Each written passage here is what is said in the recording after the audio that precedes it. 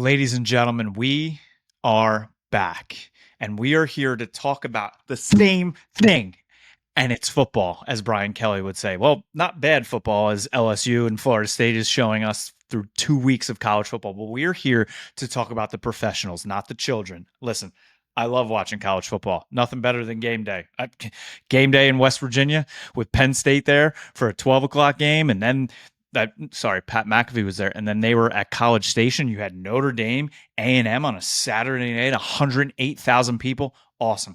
But this is the big leagues. This is the pros. This is grown-ass man, as Chauncey Gardner-Johnson said, talking about these college kids, thinking that Hunter next year can run both ways, playing offense and defense. He said, no. We're grown-ass men here in the NFL. Some of us may have to go down to South America to play this week, and we're not that happy about it, but we're still playing the same goddamn sport with grown-ass men. And Aiden and I are here to talk about it, and I could not be more excited because our Week 1 show that you are about to listen to or hopefully watch on our YouTube page, and if you haven't yet, smash that goddamn subscribe button so we can get to 1,000 subscribers and get all of you our amazing content. We are going to talk not only about Week 1 and the Eagles and the Packers in Brazil and the Dallas Cowboys heading to Cleveland. Thank God in September, not in December. We are also going to talk about all of the winners this season in terms of divisions. Who's going to win Rookie of the Year in the offense? Who's going to win Defensive Player of the Year, MVP, Comeback Player? We're going to go through it all right here, right now, because it is now officially September. It is 73 degrees outside. The sun is shining. Football is back, and we are all the way here for it. Aiden, how are you? The last time the Eagles played a football game, there was a snowstorm the same night. Fast forward 9 months. You and I are getting ready to talk about actual football. I have another child. As you mentioned, that did happen along the way. 73 degrees. There's crisp in the air. College is back, like you mentioned. Mm-hmm. NFL is officially back. Mm-hmm. We get to talk about real football. The journey that you go on thinking of things to talk about in the off season, and now getting to be here Week 1 and talk about, all right, is my team better than the team across from us when we take the field on whether it's Friday for the first Brazil game or Sunday for the first Tom Brady announced game? Mm-hmm. Regardless, it feels so great to talk about actual on-the-field football. As Kevin mentioned, we are doing our predictions. It's one of our favorite shows to do of the year. Football is back. Let's break down our games. Who's going to be good this year? Who's going to be individually good this year? Let's do it all. If you can see here behind me too, Aiden, this is my calendar in my office. You can see here if you're watching on YouTube. So this calendar has things for work, right?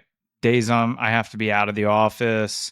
It has calls that I have to do for work at different times. It's really more for my wife. So when she asks me a question, I say, look at the board. If you look at Sundays right there, I have all the Cowboys games and the times and who they're playing. So my wife knows when not to bother me. And if she says, when are the Cowboys playing? I say, look at the board. Okay, we are back. That is how back we are. I have Notre Dame games on there on Saturday too, just so she knows. So we're back. I'm so excited. I am so pumped. While at the same time having pretty low expectations for the Cowboys this season. That is actually funny because last week we were like, is it NFC Championship or bust for both our teams? And you're like, nah. But at the same time, now this week we're like, oh my God, we get to talk about actual football. So I don't know if there's a game you want to hop into first. I'll tell you what, it feels great. You're not with fantasy anymore, but everyone's doing their fantasy draft. It just feels good to be talking all things related to football again. Fantasy, player predictions. We're going to do division predictions as well. Eagles in Brazil. A lot of storylines already, and we still got, you're going to hear this Wednesday night, Thursday, and it's still 48 hours from kickoff. A lot going on with that team. And hey, you could make the case. Cowboys Browns. Yep. Matchup of the week on Sunday, at least. I know Chiefs Ravens is your kickoff. But that's what I was going to say. It's like, I feel like, and maybe it's just, and it probably is, like, the realm that we live in terms of you being a big time Eagles fan. I live in the area, married to one, well, actually married to two, if I include you, and being a Cowboys fan. So that also thrusts me into the Eagles world. But like, I feel like the Packers Eagles game is getting all the hype and all the play, and it's in Brazil, and the players aren't happy, and the families aren't there. You can't have a cell phone, all this jazz. But like, I keep forgetting we have Chiefs Ravens Thursday night. Yeah, it's kind of getting. I don't know if it's just because of where we live, like you said, and it's geographically like we're talking Eagles because we live in Philadelphia. Mm-hmm. But I have been forgetting about Ravens Chiefs, which is a phenomenal kickoff event, and what could be an AFC championship preview for a second year in a row. I think it'll be a phenomenal game, and I feel like it's just getting totally overlooked given the storylines coming out of Brazil or not coming out of Brazil due to the Twitter ban. It's funny too. I saw an article and it just said Chiefs players Patrick Mahomes and Travis Kelce want to three-peat. It's like, no, oh, really? Two big professional athletes want to win another championship. Surprise, surprise. Wow. They really caught on the storylines there. Unbelievable. I think it's gonna be a great game. If you remember last year, obviously Chiefs Lions was an incredible game. Week 1 out of the gates with the Lions with the upset. I also saw another article, pretty funny. It was like Lamar Jackson wants to win the Super Bowl this year. No shit. A professional quarterback, especially one who's now won 2 MVPs, wants to win a Super Bowl? Yeah, the guy getting labeled can't win the big one is now wants to win a Super Bowl. Crazy how that happens. But I think it'll be a really, really good game. And say what you want to. People are going to be upset about the Brazil thing, and I understand the red flags that come with it. But I do like the fact that we're going Thursday, Friday, Sunday, Monday for the NFL this year. And even if it's not a foreign country next year where they play this Friday game, I think we're really on to something, putting a marquee matchup on a Friday night, a day after your opener. Then Sunday rolls around, you got 7 hours of commercial-free football with my guy, Chris Scott Hansen, and then you got a good Sunday night game, good Monday night game. I think they've perfected how the schedule should look to keep everybody engaged for almost like a week straight with it. And I want to say a thank you to Chris Scott Hansen and Red Zone for doing their civic duty, because for the next September, October, 2.5 months or so, Sundays with commercial-free football for 7 hours is the only place we will be safe from political ads. That is true. I didn't think about that. That's it. Oh, commercial-free. That goes a whole lot further this year. That is the only place we will be safe. We will be safe. There's no super PAC that can infiltrate our 7 hours of commercial-free football. If you try to sneak in any kind of goddamn commercial in my 7 hours of commercial-free football, we're gonna have problems. I want to watch the Saints and Falcons play each other in an NFC South clash. When they make it to the red zone that one time, I don't want to see the commercials. Nope. I just want to see the football. So again, I think that'll be awesome. Should we do Eagles game first? Yes, absolutely. They play first. We'll just go chronological. So the news that broke before the start of this show was that Devin White will not be playing for the Eagles. He has an ankle injury. And then from there, we kind of got some differing opinions and outlets of news based on what his availability would have been anyway. Some people saying, oh, that's a huge loss. Other people saying he wasn't a starter anyways. Nakobe Dean beat him out for the job. Him and Zach Bond were the starting linebackers. It's just a shame that he's injured, but he would not have been the guy. So I thought that was a little odd that we had, like, you guys are all at the same practice. Who goes on the field first? The linebacker. This just doesn't feel like a hard thing to answer. Who's playing when they say first team? Who comes out onto the field? How's this difficult? Yeah, that is a difficult one to figure out, and it's kind of, we haven't really been hearing much from that right this offseason. No, not really, and it's a position again. I think it'll be very weak. It has been for maybe my entire life since Jeremiah Trotter was on the team. And hey, Jeremiah Trotter has been reincarnated and in place for our team again, so we're on the right track. But people say Nakobe Dean had a great camp.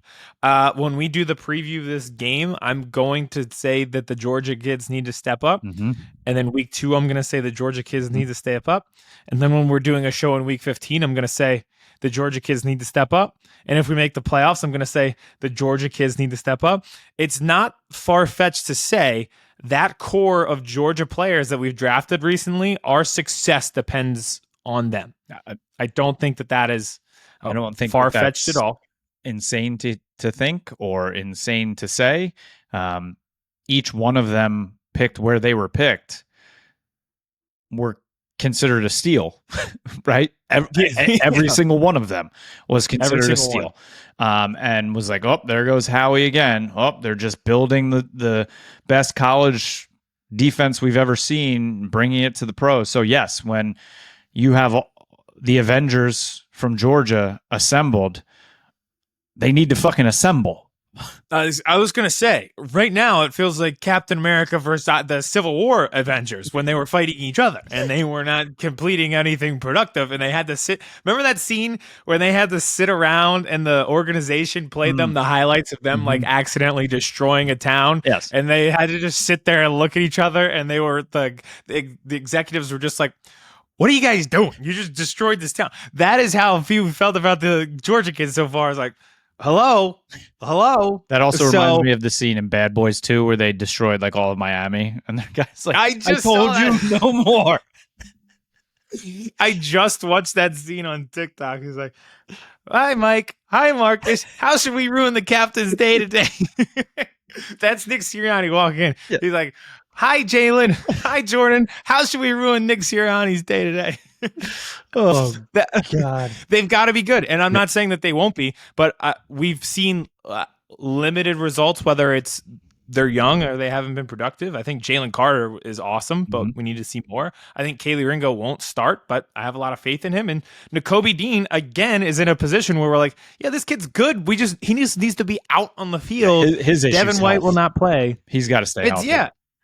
And part of the problem being healthy, though, is, okay, he's undersized, so that means you take more hits, you get blocked harder, and everything that goes along with being the Mike linebacker where you're playing in the run, you're playing in the pass, you're playing all over the field, and you're calling the plays. Like, you're kind of this rover who has to do everything. If you're undersized, the body starts to take a larger beat down. But the body is that going to be a problem? His body should take a little slight less of a beat down with his former Georgia teammates in front of him that should keep him clean. And let him go just hit the fucking ball carrier instead of getting beat up by offensive linemen. That was the plan. So we'll see if we can execute that plan this year. We did at points last year. We'll see if that continues. So Devin White not playing, Nakobe Dean and Zach Bond are in. And again, differing reports, but does that put Jeremiah Trotter Jr. at 3 or 4? I think he always was. If he's young. Like, yeah. There's a few guys on this team, like, they are not going to play week 1, and I'm not going to be shocked if they're out there week 6. Yep. And it's not like he was a first or second round pick either. No, but he played well. Yep. Like, he played really well, but this is the problem with not being able to see training camp for yourself these days. You kind of live through the tweets of reporters. So if a reporter says Nakobe Dean is playing well, you're gonna be like, all right, he's playing well. If another reporter says Devin White is playing well, you have to be like, okay, he must be playing well. Like, we have very limited access in these preseason, and even less so because they don't play in the games. Well, it's funny that you said that, because there was actually, I think we talked about this earlier in the season. There was a practice when the Cowboys were actually practicing against the Rams, and Verse, who just came out from Florida State, RIP to Florida State season, he was going up against Tyler Guyton, the Cowboys' first-round pick, at left tackle, and you had one reporter being like, literally tweeting, Guyton can't win a rep today against Verse. Like, he's getting beat down. And 3 minutes later, another beat reporter from the Cowboys is like, Verse can't get a step on Guyton today. Guyton's all over him. And you're like, you're watching the same thing. Yeah. It can't be that drastic of a difference. Don't understand. I don't get it, but we're kind of left at that. And since the starters don't play in preseason games, you and I, we really don't know. We're gonna find out. We're gonna find out this Friday night. We're gonna find out this Sunday if Nakobe Dean is in fact going to be this star-studded linebacker that we'd hope for, and we'll see if Guyton can get a step or if he cannot get a step. In fairness, going up against Myles Garrett, so we'll get to that. Welcome to We'll the see. league. Welcome to the league. That is the worst welcome to the league that you can imagine. So yeah, to get into the game itself,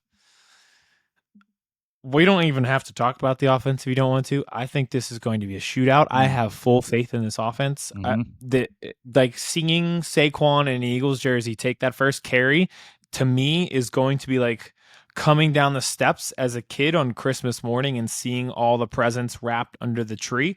And you could honestly make that same analogy for the entire offense. They are the presents wrapped under the tree. You've waited all year to open them, and you finally get to. I have no qualms. I have full faith in this offense with a better offensive coordinator, with a rejuvenated team, with a better skill position set of guys, and they're all fully healthy. The one thing you mentioned, Jason Kelsey's not on the line, but it's still a very good offensive line. And if there's one thing to watch, it is Mekhi Becton at guard. Yep. But aside from that, the offense, I have nothing but faith in. This is Christmas morning for us. Yeah, they should be a problem if health is not a factor. Period. If health is not a factor. Yeah, no, like we could say that for every team and every position group, for sure. And I think you're going to see a better Jalen Hurts. Like, I think there were obvious issues that were exposed. One, he doesn't target the tight end a lot. He doesn't get to the checkdowns a lot. And they were bringing a lot of zero blitzes. And the Giants, whose season was over, they're like, screw it. Nope. Let's just send the house at him like a 8-year-old playing Madden and send an engage 8. And that's exactly what they did. And it worked. I think they are going to be better this year at handling things like that, putting guys in motion, a lot of pre-snap stuff that will set their talent up to succeed once they hike the football. Yep. Agreed. And I've seen some talk where it's like, oh, we've seen this before with the Eagles. And listen, I hate the Eagles more than I hate ISIS. I've said this before. But you have to be able to appreciate when a team is put together well. And this is not the old Eagles dream team, right? This is not that. No. This is a much more orchestrated, like they went out and added pieces and places to get better in spots where they needed to get better. They added, Saquon Barkley. Yes, the subtraction of Kelsey, you're not going to put anybody in there and you're going to get a plus sign right away. It's not going to happen. It's not going to happen. It's not going to happen. But there's ways around it, right? You still have your other leaders on the line with Lane Johnson. So what Jalen Hurts brings to the table is going to be big. We've said this before, and I'm going to keep harping on it. When you line up those three receivers, you can't tell me that there is going to be three cornerbacks as equal or better lined up straight across the line across from them every play. It's not going to happen. And that's the thing. Put them in positions to succeed, and the talent will you over the top. Last year was so heavily reliant on just like, oh, my guy is better than your guy. Let's see what happens. That'll only take you so far. Get a little creative with your offense. Get some pre-snap motion. Know where your blitz pickup is going to be. Move guys around. Know your hot routes when it is 3rd and 7.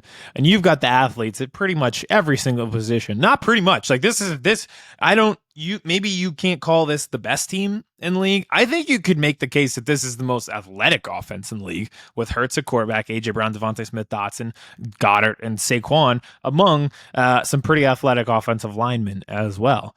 I just think like having like honestly, just like any semblance of a plan schematically on offense with this amount of talent, and you're going to be fine. Well, and that brings me back to almost a little bit of last year when, remember, towards the beginning of the year, like there was like, I mean, there's always arguing and fighting between Eagles fans and Cowboys fans, especially on Twitter world. And it was like, AJ Brown was going off for those 6 straight weeks, and then CD Yeah. was going off, and there was all the arguing in terms of like who's a better receiver. And Eagles fans like, well, AJ's an X and he plays outside, which makes him more of a better number one, where CD gets a lot of his in the slot. Who gives a shit?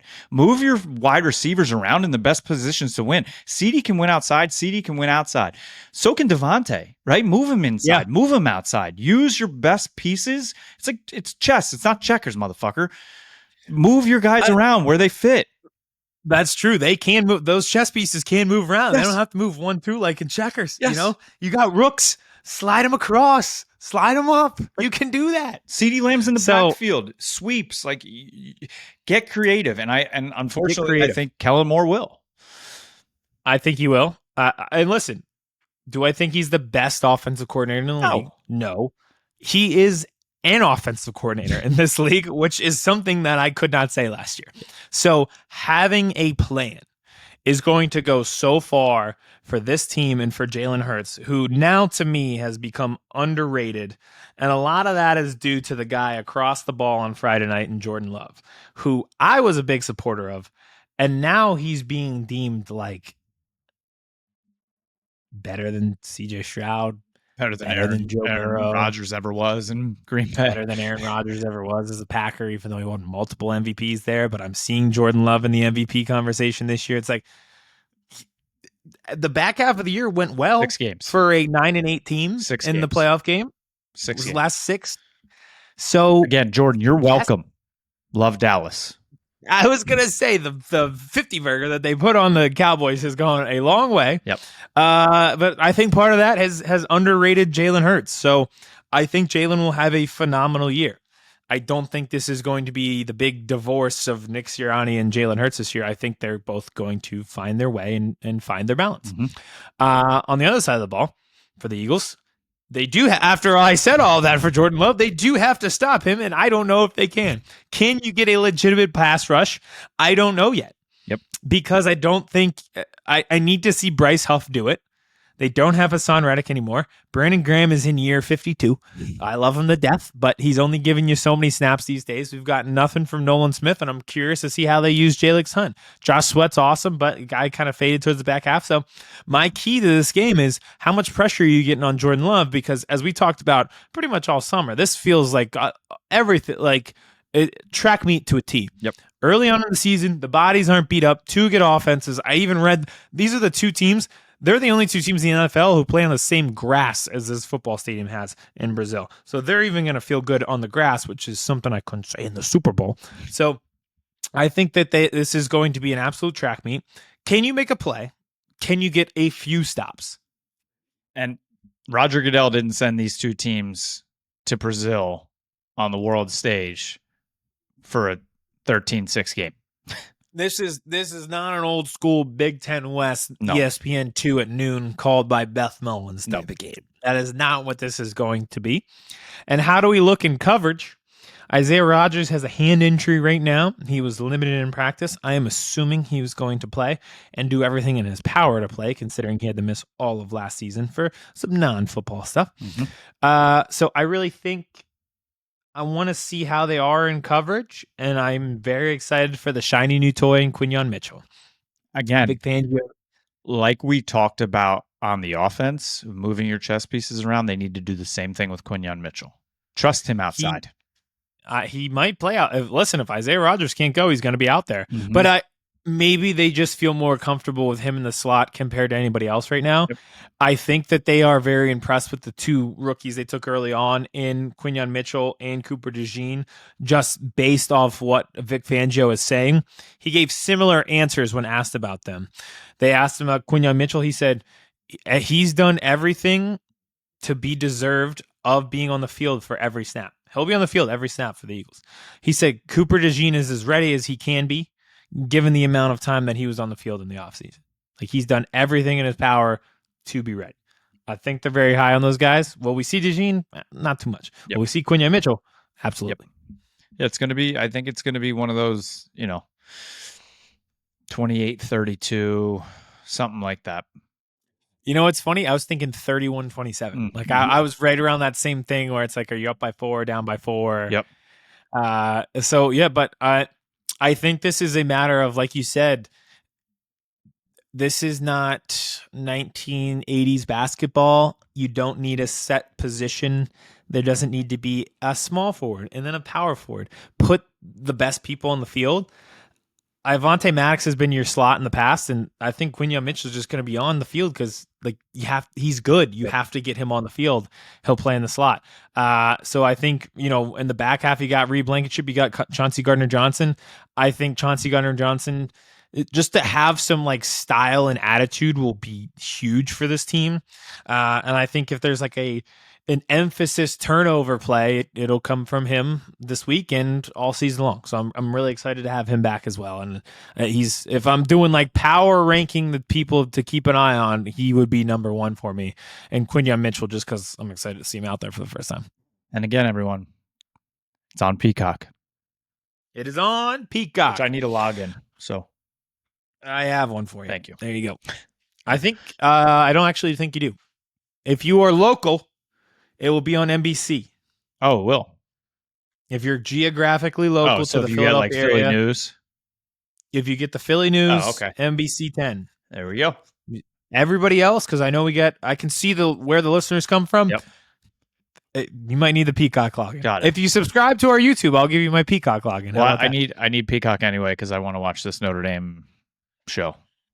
Oh yeah, and I heard it's really haven't good. they been putting when Notre Dame plays Bowling Green, they keep putting it on Yes, Peacock that too. instead of Yeah, NBC? there's one game where so I'm gonna need that login anyway. Yeah, don't love that, but this will be a great game. Like I said, we don't need to go into the red flags of what Brazil holds. I think the concept is there. Thursday, Friday, Sunday, Monday. I think we should do going forward. Yep. Selfishly, just give me football every day. Yeah, agreed. And they're slowly taking over Thanksgiving weekend, right? It was always the 2 Thanksgiving games, then it was 3. Now it's the 3 plus Black Friday.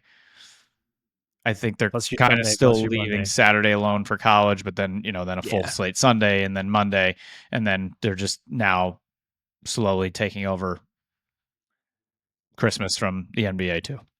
They're taking it all. They're taking it all. Happy to be a part of it and really excited for this game. If you are a fan of football, you don't even have to be an Eagles fan like me. I think this will be a very enjoyable game to watch versus 2 teams that, if they played again in January, I would not be shocked.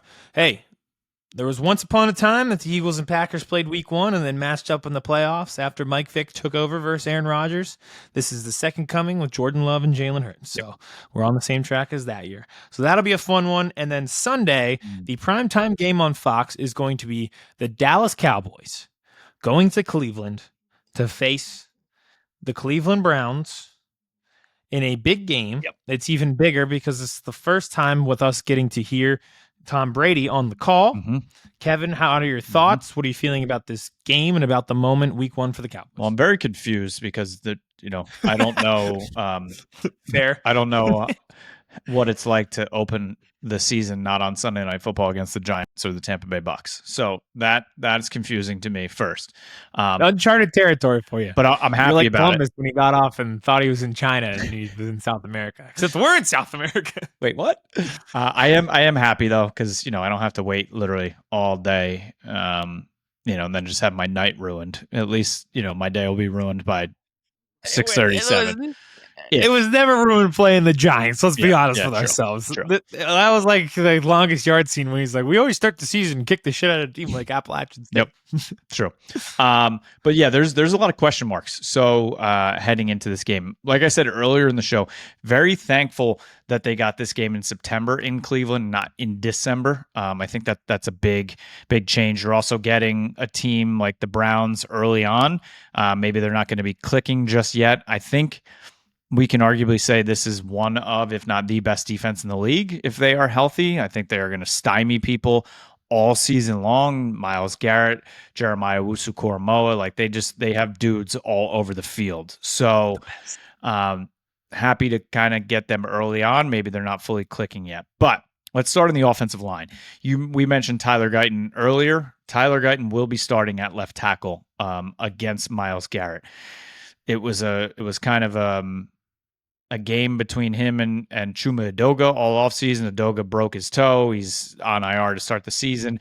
But also, I mean, Chuma Edoga wasn't the answer, right? We saw him here last year. He was terrible. He was literally lost 3 plays in a row in the Miami game last year, like literally just walking around like, I don't know what to do. And then Dak was on the ground. So not great there. So you put in the rookie. We'll see what happens. Hopefully, he's not going to win every rep. Obviously, he's not going to win every play.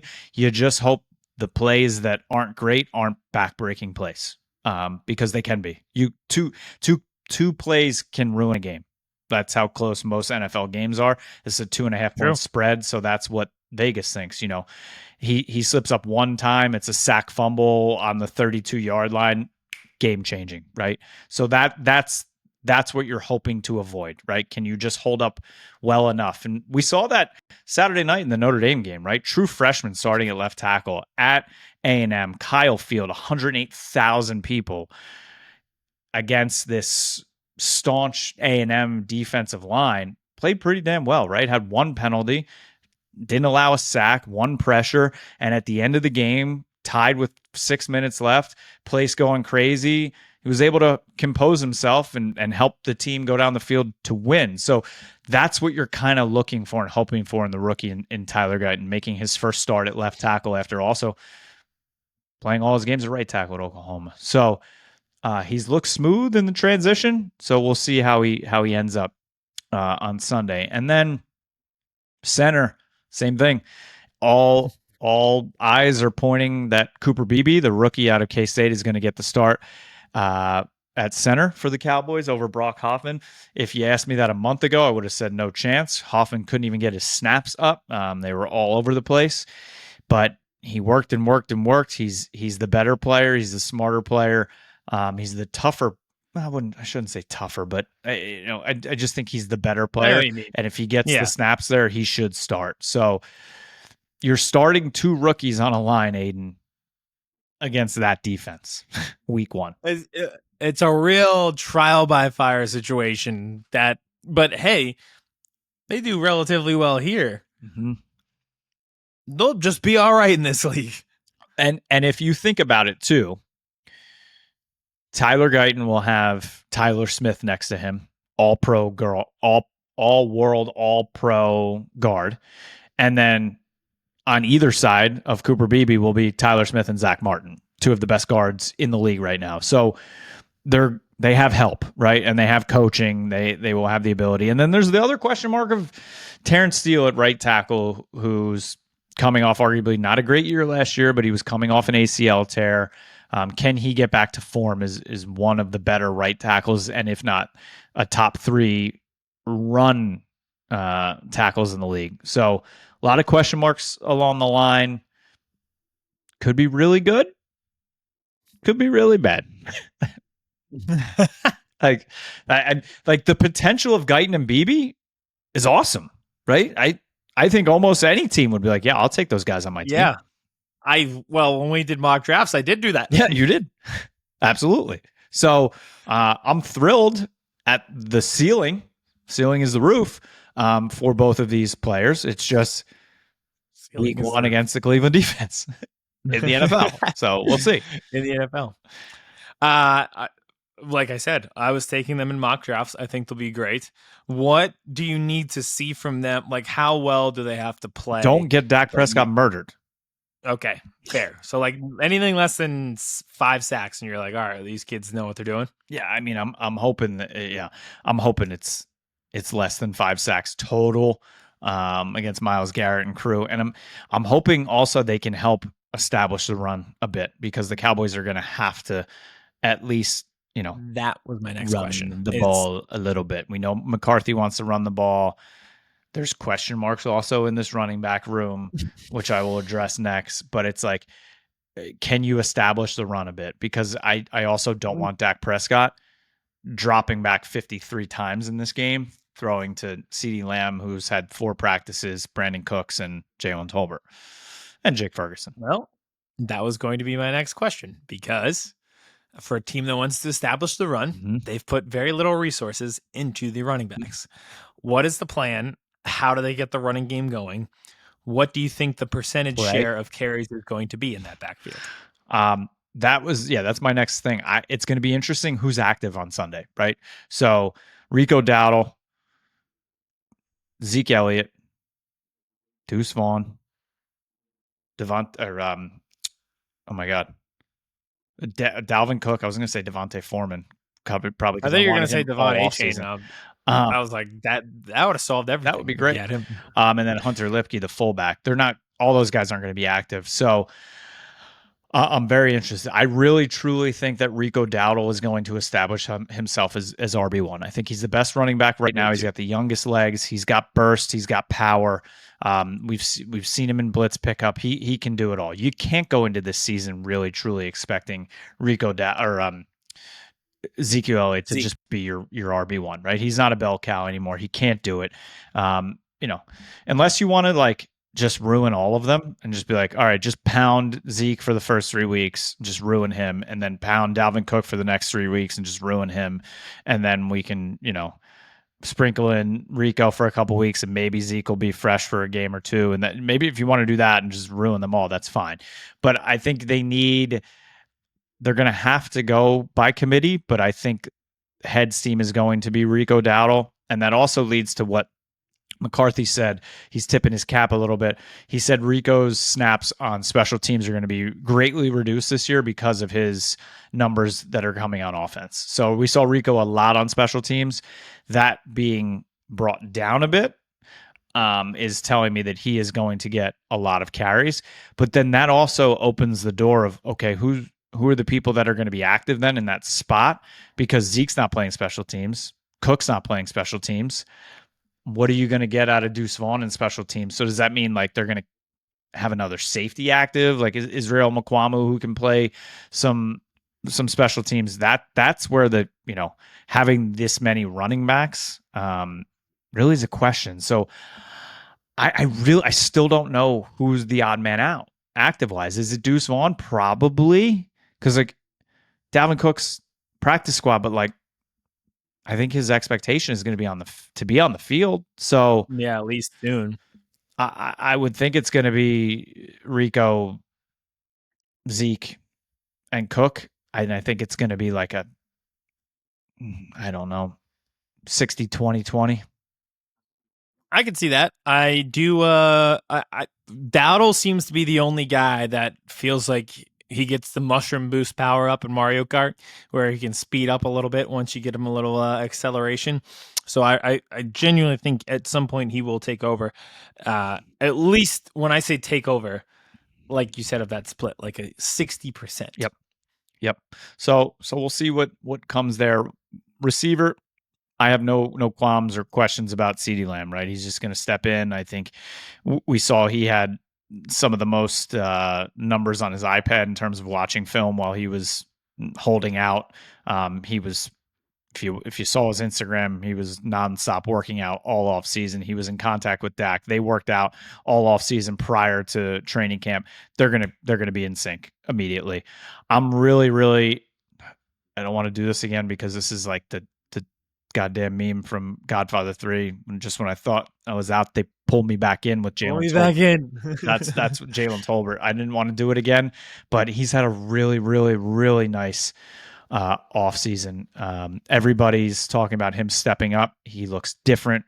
He looks confident. He looks powerful. He looks like the guy that we expected to get when they drafted him out of South Alabama. If he can step up and be a true wide receiver 3, even some are saying he's going to push Brandon Cooks for his spot at wide receiver 2. If that can happen, then I think this offense is going to be okay. People are asking, like, what about Ryan Flournoy, the rookie receiver that they drafted? Is he going to take the spot? I don't think he'll be wide receiver 3 this year. It was crazy that he even made the team. I don't know if you know this, but he was injured a lot of camp, and they had other guys like Cropper and Billy Johnson who were playing really well at receiver.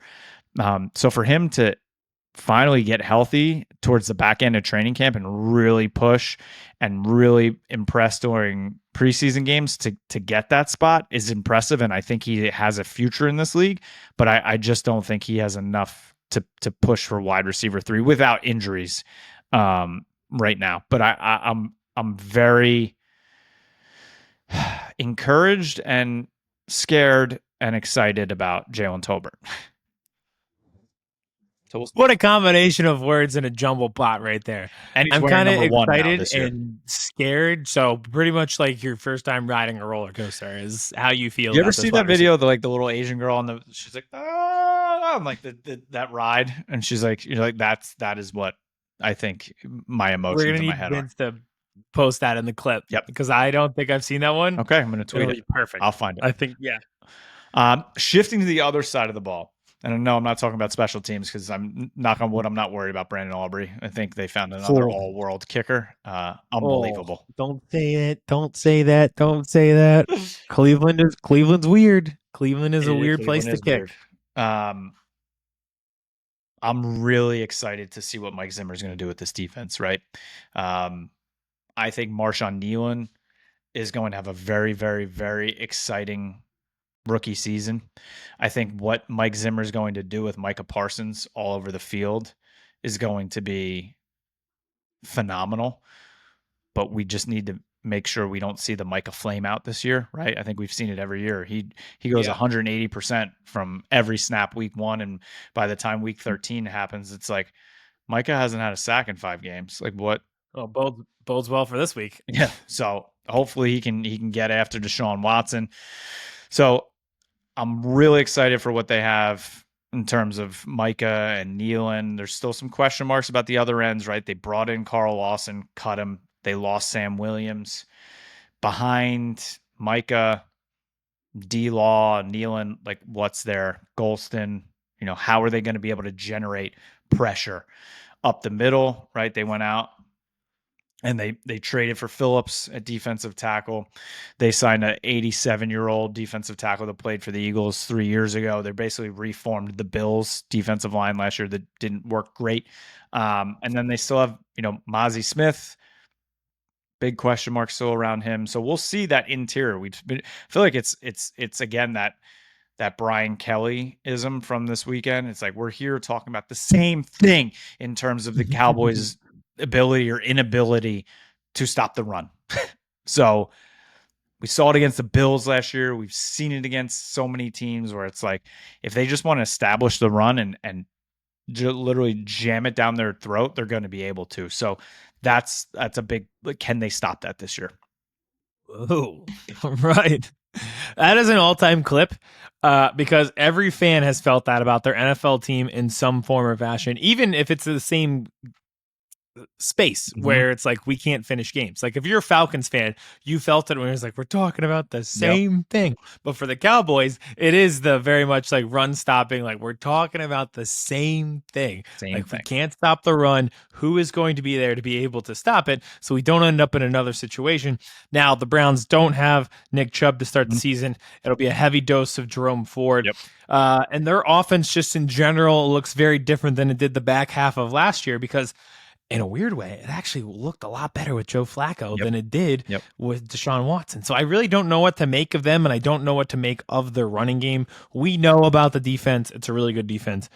But, man, you just don't know too much about what they're going to look like on offense, aside from you just have to chalk it up. Amari Cooper's going to score a touchdown. Like, I've been there many times with former players. He's going to score. There's no chance he doesn't, right? I don't think there's... No chance.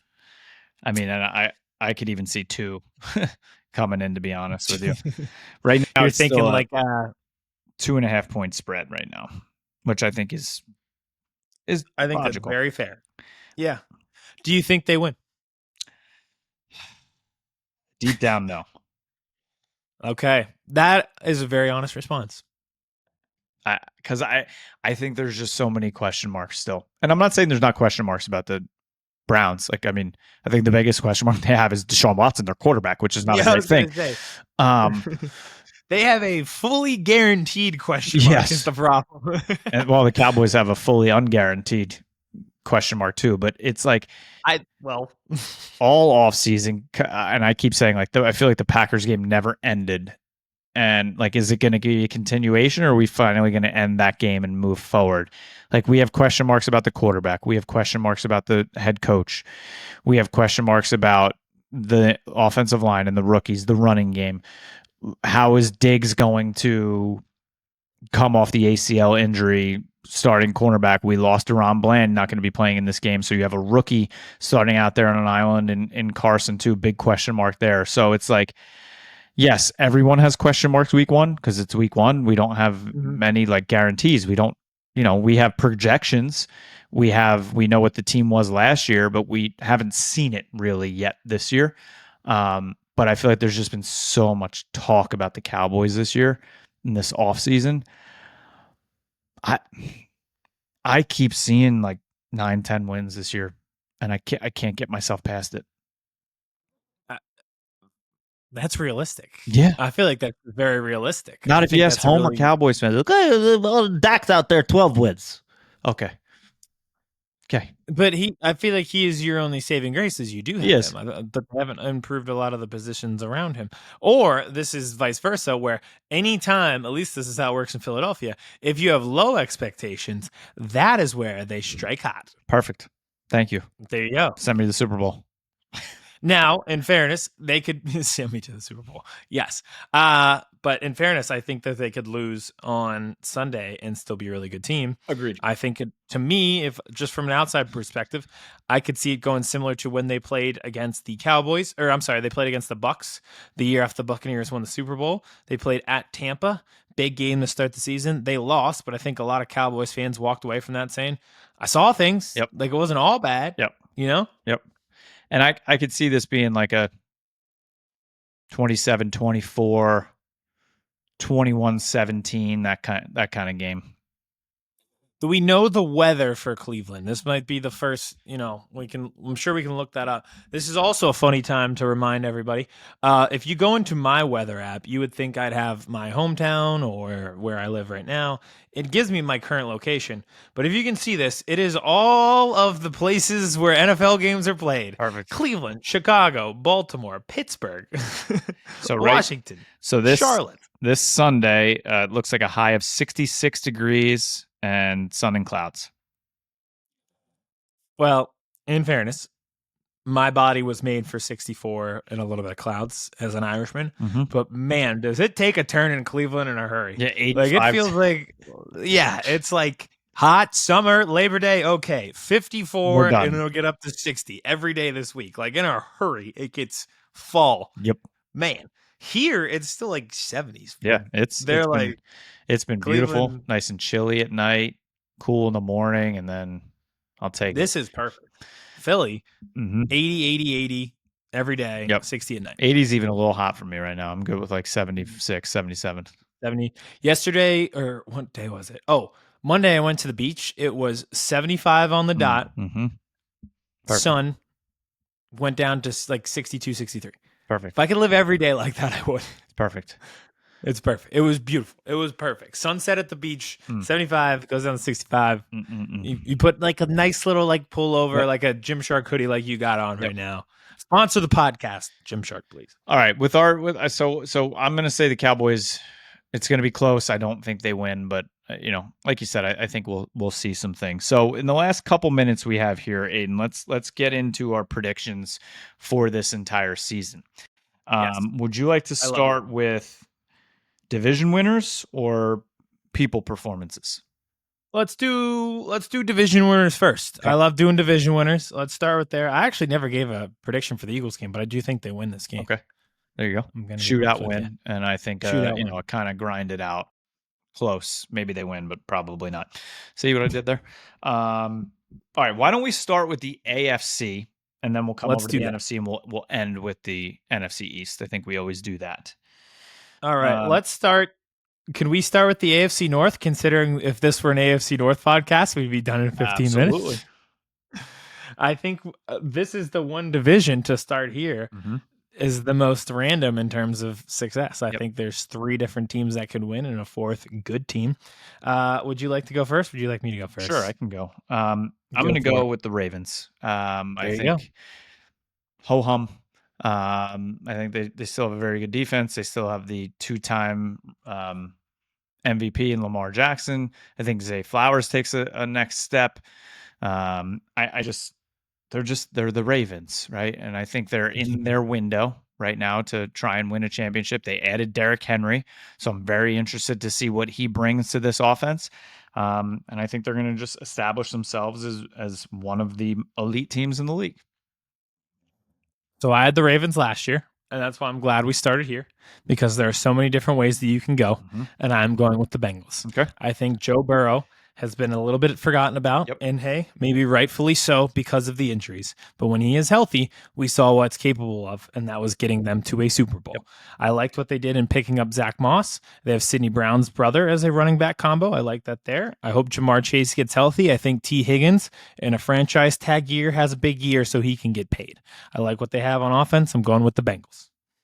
All right, let's go AFC South. Okay. I don't know. I think we'll have the same one. I'll go first, but I do have the Houston Texans. I'm in on the hype. Again, speaking of teams, I like what they've done on offense. Their offensive line is very shaky, but I think it's enough to win that division. I think the Colts are sneaky. I like Anthony Richardson a lot, but I'm still going to go with the Texans because I think C.J. Stroud is as good as possible, and the skill positions are very good. I'm going with the Texans as well. For all the reasons you just said, right? We'll see what Stephon Diggs can bring to that team. I think you and I both agree Nico Collins has an opportunity to be a monster this year. And not only do I love CJ Stroud, but I absolutely love D'Amico Ryans. I love his demeanor on the sidelines, what he brings. It looks like he could still play today. And he seems like the type of guy I would want to play for. So I feel like he's making it's cool to watch a coach come in and change everything, basically, right? And it's just I love what I've seen out of that team. So I'm going Texans. The infrastructure there in Houston, you could get behind real easy if you're a fan. Yep. All right. You want to do the rest? Should we? Yeah, let's just get out of the way. We just do it together. Let's do it together, like old time's sake. 1, 2, 3. Two, three. Chiefs. Okay. I don't have anything. Is there anything? Yeah, I was gonna say maybe in 10 years we'll have a different answer, but for now, Jim Harbaugh. No, thank you. No. Someone smack me in the head like a whack-a-mole if I choose the Chargers over the Chiefs again. Yep. All right, East, you're up. East is exciting. Another division like the North where I think there are a few different teams. My answer may surprise you. I am going with the Bills. I think they're in a bit of an addition by subtraction situation. They got rid of some guys. To me, they're like the Sixers. Like if you put less expectation on them, the better that they do. I think Josh Allen is the best quarterback in that division. I think the Dolphins are fun. I think when it gets cold, I cannot trust them. If you can see their breath, I don't trust them to win the game. The Jets are cool, but I really haven't seen anything, and it's like a 41-year-old Aaron Rodgers. We'll see. I just believe Josh Allen will win them, 10 to 11 games off pure skill. I think that they took less this year. Like they lost a lot of guys. I don't know if that's a bad thing. So I really struggled with this one. First I wrote down the Dolphins. And then I thought about, what happens when the breeze hits a little bit and it's not 82 and sunny. So I scratched that out. So then I was like, and Rodgers is back, Jets. So I was like, yeah, all right. No, and then I scratched. I'm like, they're everybody's sweetheart right now, and that is just like the perfect story for them to just go win 6 games, and Aaron Rodgers to go join Pat McAfee and Nick Saban and all them. So I put the Bills down too. I saw that he was voted the most overrated quarterback and the biggest shit talker in the league. And I was like, yep, I'm all in. So I'm going Bills. What a combo. Well. I know. Yep. All right. I love it. Well, are we talking? We might be talking. We're doing MVP here in a second. Maybe we'll be talking Josh Allen. We'll see. All right. Let's roll so that's through it for the AFC. That's cool. NFC here. We can go in the same direction. Let's start in the North. In the North, I have the Lions. I know everyone's seen the schedule at this point. Pretty much every game is a dome game. I think that favors them and Jared Goff a lot. And honestly, they've just put together a really talented team. I think they might be the most talented team on offense in the NFC. So there are some challengers in the Bears and the Packers, but I think the Lions will repeat. God, I wanted to put the Bears here. I think the Bears are going to be a lot of fun. I think they are America's team. I think a lot of people are going to be rooting for them this year. But I put the Lions down as well. It's a smart pick. Again, what I said about D'Amico Ryans and the Texans, I love to see a coach come in and change everything, and that's what Dan Campbell did, right, with the Lions, and he continues to do it. The infrastructure is there as well, so I'm putting the Lions in the North. Let's go West because I think we'll have the same answer here. 49ers. 49ers. 49ers for you as well. Mm-hmm. Talk to me next year. Yep. I think, who am I to talk about the salary cap catching up to your team? But it feels like it might catch up to them eventually. But it just feels common sense from a talent perspective. You can't really bet against them from what you've seen in this past. They need to win the Super Bowl this year.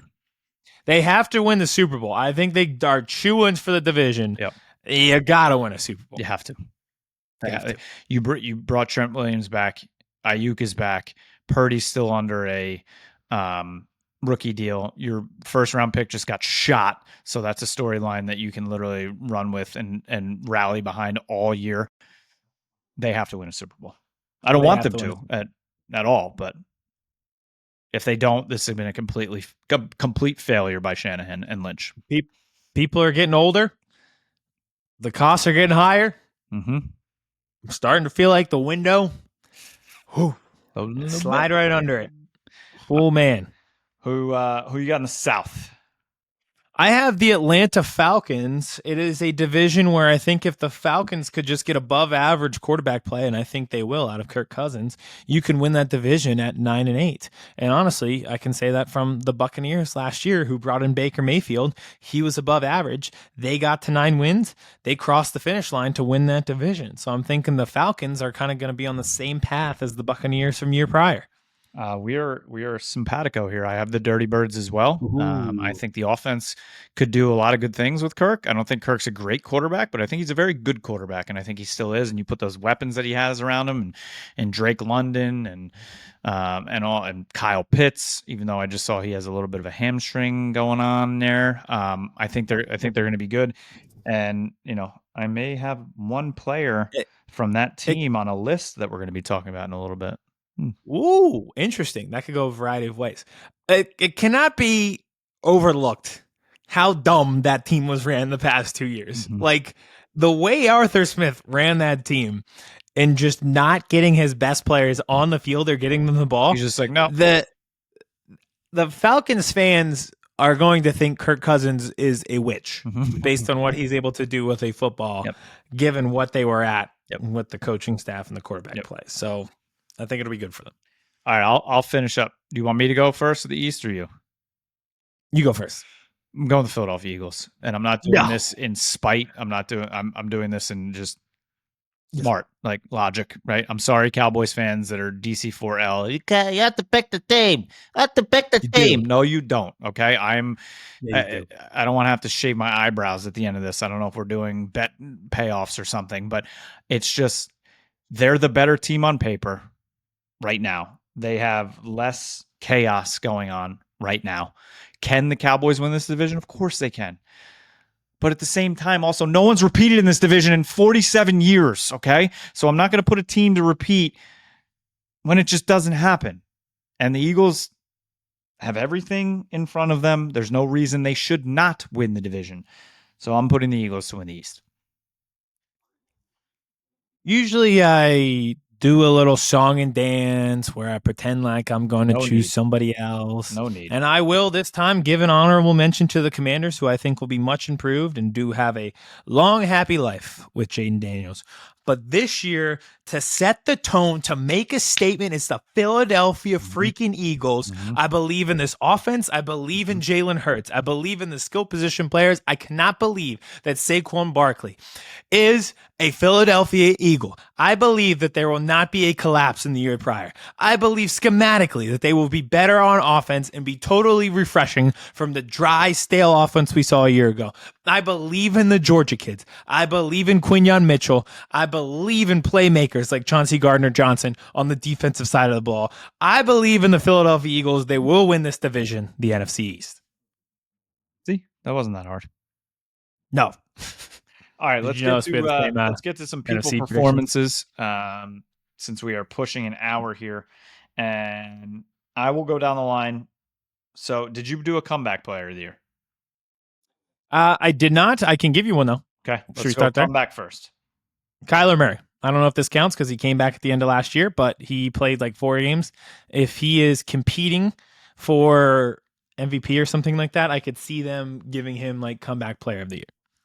I'm going to go with Aaron Rodgers because I think even if he throws 1 touchdown and blows out his Achilles, it'll be a story enough for people to give him the award. Hey, he just needs to play more than 43 seconds and he'll win the award.